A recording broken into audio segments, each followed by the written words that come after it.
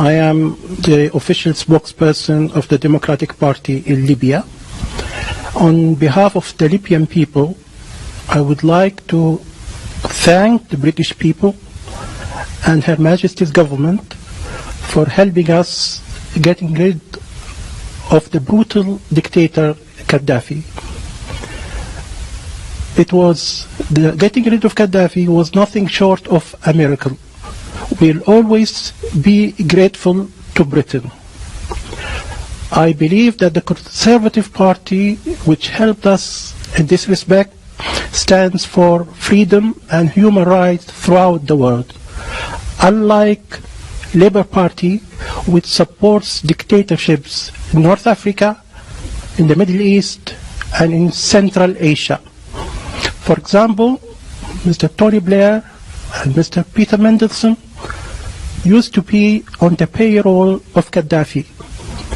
They are still on the payroll of dictators in the Middle East and Central Asia. We need to make a very clear distinction between the Conservatives and the Labour Party.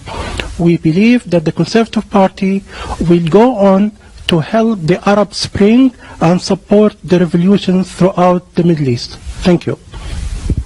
I was waiting for you pulling off a mask and revealing yourself as a comedian. I really cannot believe that you just said the words that you said. The idea that the Conservative Party supports the Arab Spring against dictatorships is so wrong, I don't know whether to laugh or cry.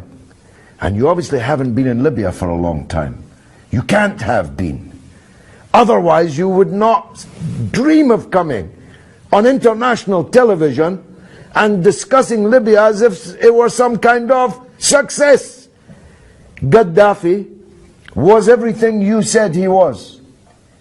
And it takes real genius to make Libya worse than it was under Gaddafi.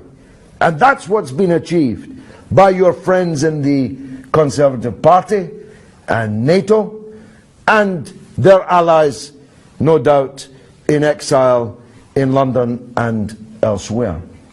Libya no longer exists. Libya is 5 Libyas, 10 Libyas, 20 Libyas, 100 Libyas, all massacring each other. The country is sailing in blood.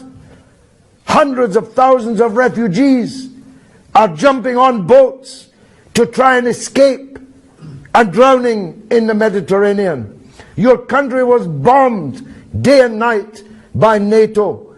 And now Sirte, which was bombed by the Americans when Gaddafi was in, is a self-declared part of the ISIS caliphate. Some success story. ISIS, Al-Qaeda, one brigand group after another, taking control of the airport, of the parliament, chasing out the government.